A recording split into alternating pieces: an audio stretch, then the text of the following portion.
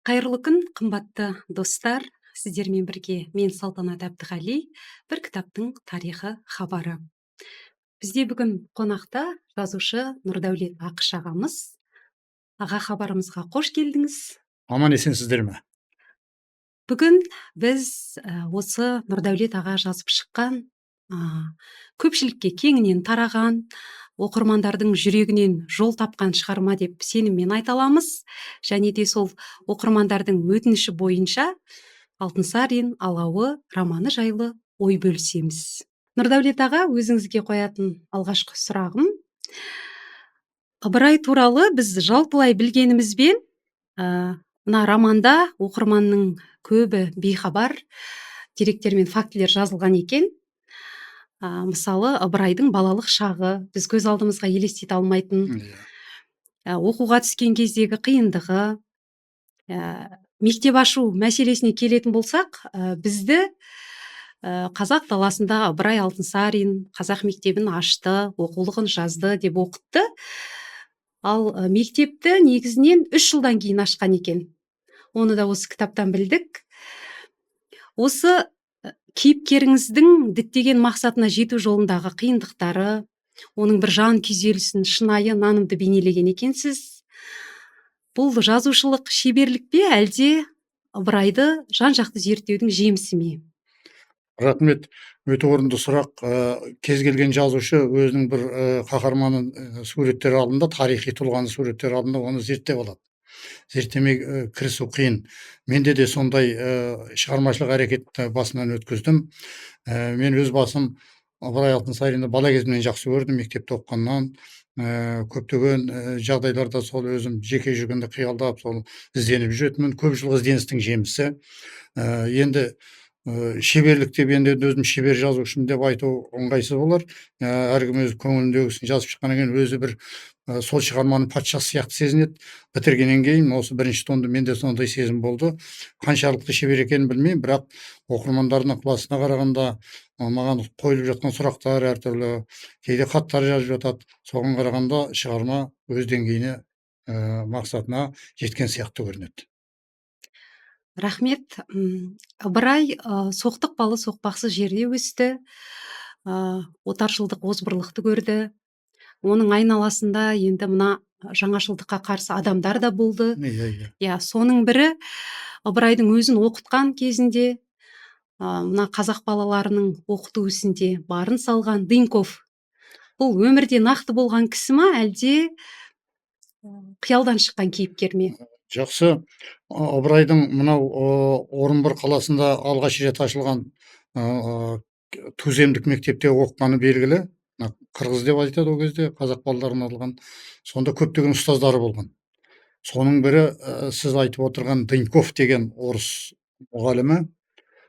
Дыньков образында мен көп тоқталған жоқпын, бірақ сіздің есіміңізге қарағанда ол да жаман шықпаған сияқты. Бұл кісі Ыбырайлар мектепті бітіруге таяған кезде мектепке жұмысқа келеді. Өзі бір аурушаң адам, бірақ ісіне шын ықыласымен берілген кісі. Өмірде болған сол фамилиясын да соғалып алдым. Және қазақша біледі екен. Міне осынысы қызықтырды. Қазақша білетін аурушаң бір ініп салынып жүрген бір орыстың ұстазы. Сол маған әсер етті өзі былай естігеннен кейін. Соны сол қалпында жеткізуге тырыстым. Ыбырай да басқа шәкірттер де бұл кісіні өте жақсы көреді, ұрыспайды, барын салып білім беруге тырысады. Осы кісінің берген білімі Ыбырайдың жадында, жаңа білімдік қорында өмір бойы сақталдық десе артық айтқандық емес. Сондықтан бұл өмірде болған адам. Рахмет, Нұрдәулет аға. Мына кітапты оқып отырған кезде, осы Ыбырайдың балалық шағы сіз суреттеген осы Дыньков кейіпкеріңіз ойымда қалып қалыпты, сондай әсерлі. Келесі сұрақ, біз Ыбырайдың махаббаты туралы да осы кітаптан оқып білдік. Әнипа екеуінің арасындағы түсініспеушіліктің соңы айырылысуға әкеп соғады. Әнипа тұрмысқа шыққаннан кейін күйеуі тастап кеткен кездегі Ыбырайдың күйзелісі оқырманды шынымен ойлантып тастайды. Сол жерін аянышты суреттепсіз. Бұл айнымас махаббат па, әлде осыған бір кеңірек тоқталып кетсеңіз? Жақсы. Енді жас адам болғаннан кейін, оның үстіне сезімнің адамы болғаннан кейін махаббатсыз жүру мүмкін емес. Махаббат, шын мәніндегі махаббат болған, бірақ бір жақты махаббат болған, өкінішке орай. Ыбырайдың талабынан ғана болған. А, Зерттеушілер Ыбырайды ол қыздың атын біреулер білмейміз, аты белгісіз деп жазған кісілер де бар. Bir қызды жақсы көреді, аты белгісіз ол қыздың деп айтады. Бірақ кейін келе қазіргі көзі тірі мынау бірден бір Ыбырай танушы Серікбай Оспанұлы көптеген кітаптар шығарған, деректі. Көптеген еңбектер жазды. Мен сол кісімен ақылдасып отырдым. Үйінде де болып, қонақ болдым. Сондағы айтатын әңгімеміз тек осы қазақтың шыққан ұлы тұлғасы туралы болды. Сонда ол кісіні жаңағы аты жөнін тапты қыздың. Мен бірақ әне пәле өзгертіп алдым кішкене. Өйткені иә, ол сол алдында айтылған жоқ. Есім Ыбырай ол қалса қызды жақсы көреді, иә, ерекше жақсы көреді. Неге өзі жақсы көргенін де білмейді, өзі бір жолдасының қарындасы, жолдас болған жігіттің. Ортадан бой аласалау, сәл толықтау келген, қой көзді, кішкене көкшіл түске жақын көз екен түрі. Соны биязы мінезді жақсы көріп қалады. Бірақ өкінішке орай қыз иә деп былай шырай бергенімен махаббатты терең түсінбеген адам болып шығады. Махаббат дегенді ол ер мен адамның ғана қарым қатынасы деп түсінген болуы мүмкін. Ыбырайды құлай сүймейді, өкінішке орай. Ыбырай құлай сүйеді. Сөйтіп жүріп сол ауылдағы бір жылқышы жігітпен кетіп қалады қыз. Кетіп қалып, сонымен ары қарай сол жігітке кеткенін естігеннен кейін Ыбырайдың жүрегі ауырып жатып қалады. Енді мен оны бәлкім қиялдан қосқан шығармын, бірақ қатты күні түні сол қыз кетпейді көз алдынан. Жек көреді. Мен неге қандай күйге ұшыраттың, сенің жолың оңбас ау дегендей бір ойға келеді. Кейін өкінішке орай сол қызды жаңағы алып қашқан жігіті айдалаға тастап кетеді ғой. Айдалаға тастап кетіп, ол бір мықтының қызы, халқына да қара бет болады, өзінде махаббаты күйрейді, махаббат болса енді сезімі.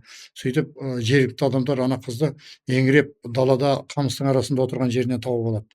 Соны естіген кезде Ыбырайдың тағы жүрегі ауырады. Bir кезде жек көрген қызын аяйды енді. Не деген күйге ұшырадың деп. Мүмкін менің соншалықты наламның әсері шығар дейді. Сөйтіп, ол біржола жек көріп кетуі де керек еді. Бірақ біздің кейіпкеріміз енді олай қарамай бойында аяныш сезімі қатты оянады. Сөйтіп мен жаңағы бас кейіпкерімде махаббаттың иесін түрлі құбылыстарға салдым. Басында құлай сүйіп тұрды, соңында жек көріп кетіп, қайтадан аянышты үшінші бір сезім оянады. Міне бұл осылай болуға тиісті еді Ыбырайдың табиғатына салса. Сондықтан солай келтірдім. Өйткені бұл кісі кез келген адамның тағдырына селқос қарамаған. Баланың болсын, өзінің халқының тағдыры үшін күйіп жүрген адам өзі жақсы көрген қызды елеусіз қалдыру мүмкін емес еді. Міне бұның бәрі табиғи тұрғыдан мен жеткіздім деп ойлаймын. Енді оның арғы келесі махаббаттарын айтпай ақ қояйық. Оны білгісі келген адамдар мына кітапты тауып өзі оқып ала ма деген үмітім бар. Нұрдәулет аға, қазақ әдебиетіне тарту еткен қазыналы туындыңыз үшін сізге рахмет. Ал қадірлі көрермендер, келесі хабарда жүздескенше аман сау болыңыздар. Аман есен болайық.